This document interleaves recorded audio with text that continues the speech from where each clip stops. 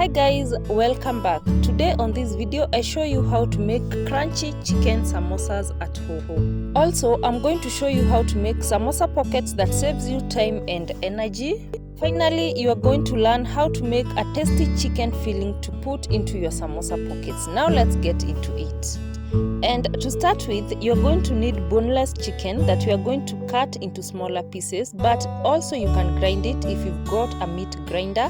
But if you do not have, just take your knife and cut the chicken into very small pieces like you see on the video. And after cutting everything, now transfer it to a pan and put it on low flame. You're going to stir the chicken and allow it to release the water so that we can move on now to the next step.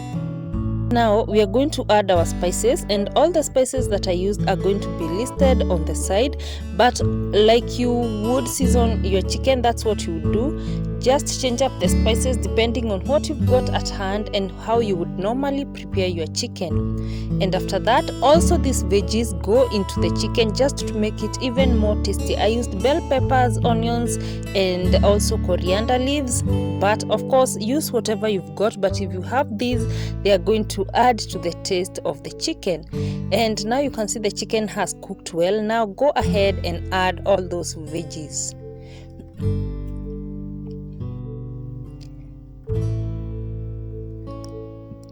And after adding the veggies, you're going to give it a good mix and now cover it and allow the veggies to cook. And now we are going to move on to another step.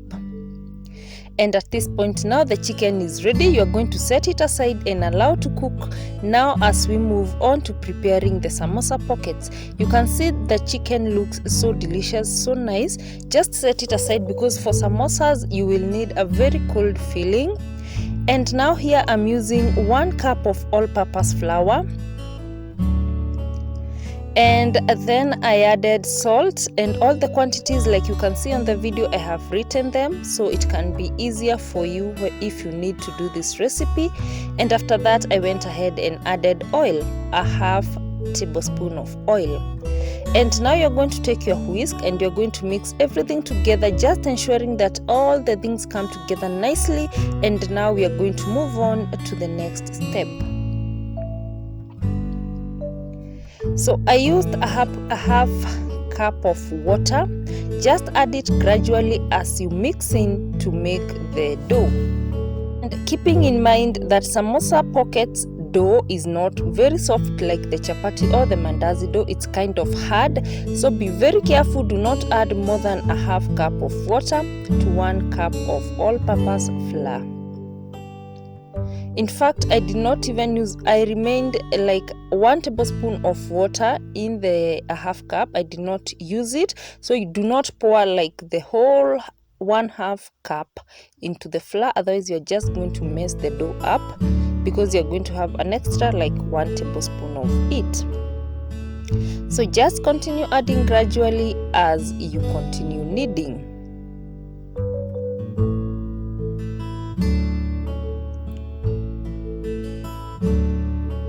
And you can see the dough at this point. Just continue kneading just to activate the gluten that allows the dough to stretch when you pull it. And you can see we have done just that. The dough should be like this. You can see it's not soft and it's not so hard. And after that, now pour like a drop of oil into a bowl, and now you're going to add the dough. Just ensure it's covered with oil so that it doesn't stick on the sides of the bowl. And you're just going now to cover it with a clean kitchen towel and now leave it for 15 minutes.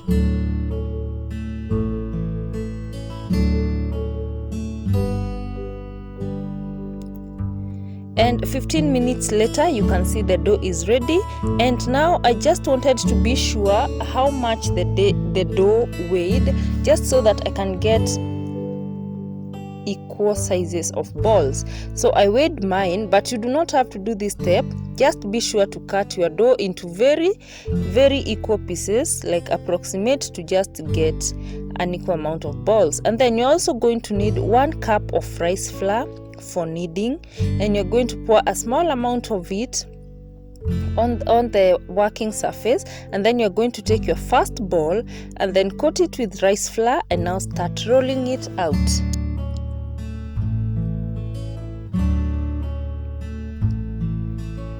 Do not roll it all the way, just roll a small amount first and then now set it aside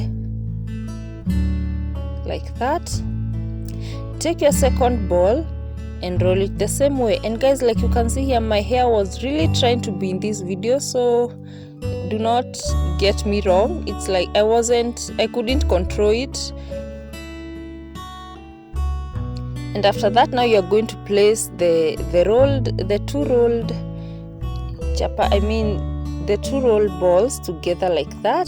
Just try and make them equal sizes. Apply an adequate amount of rice flour between the two of them like that, and now set them aside. Now take your third ball, and you do not have to cut 3, you can cut 4 balls or even 5 if you are sure that you can work with them well. I find that working with 3 is much easier than working with too many of them.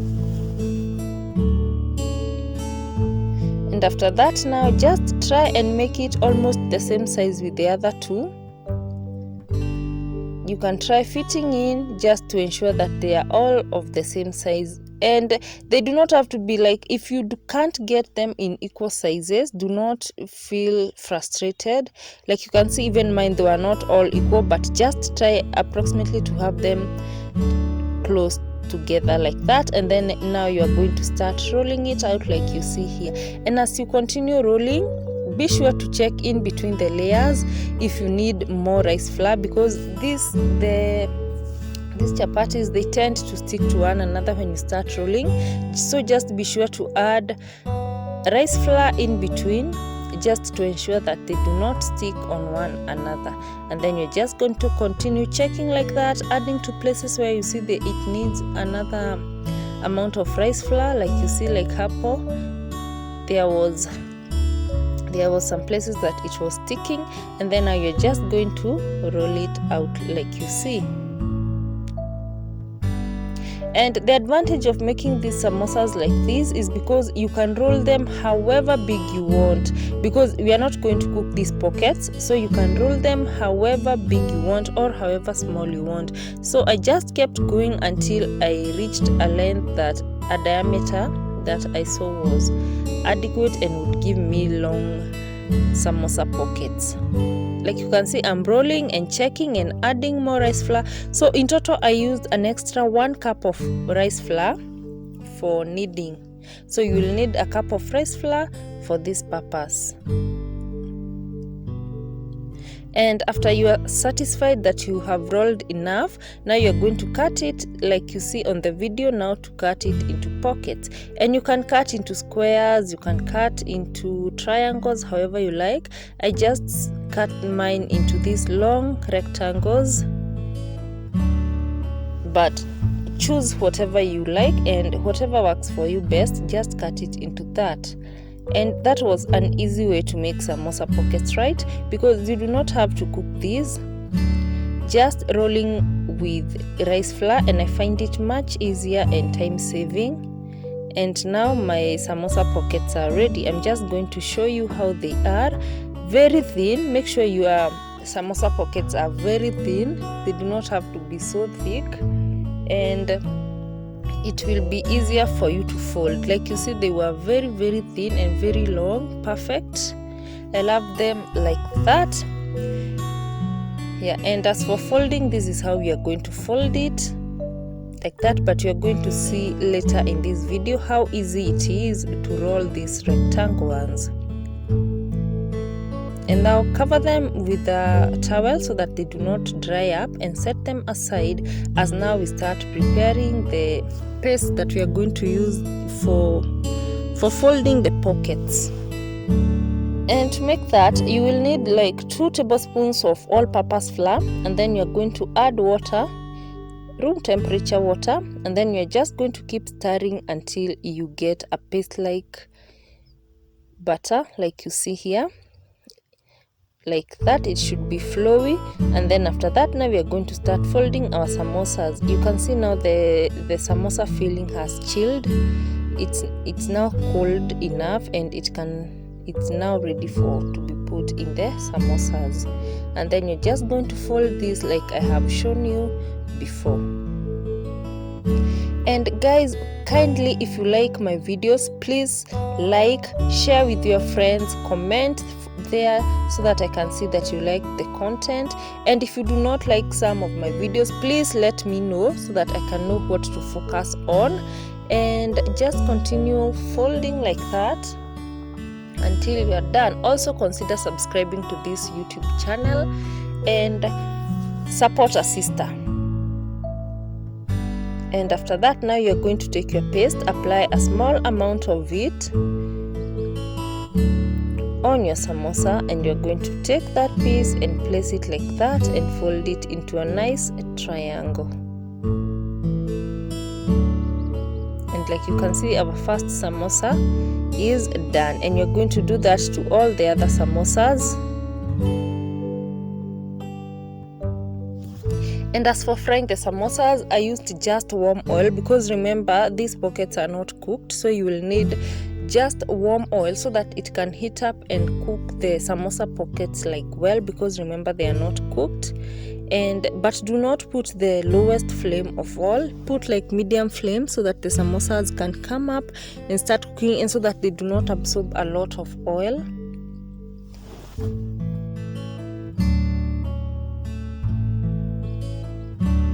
And you're going to keep checking them, just keep turning them, ensuring that they cook on both sides to be golden brown.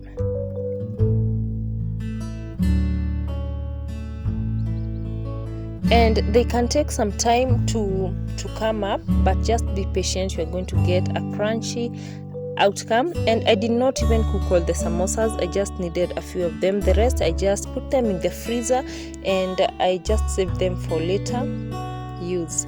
Just keep turning like you see on the video until they become golden brown to your liking. And after the color has changed to this kind of golden brown, you know it's ready. So crunchy. These types of samosas tend to be very crunchy like you see on the video. I'm not sure you can tell, but they were so yummy. Thank you so much for watching my video. Thank you so much for being here and for supporting.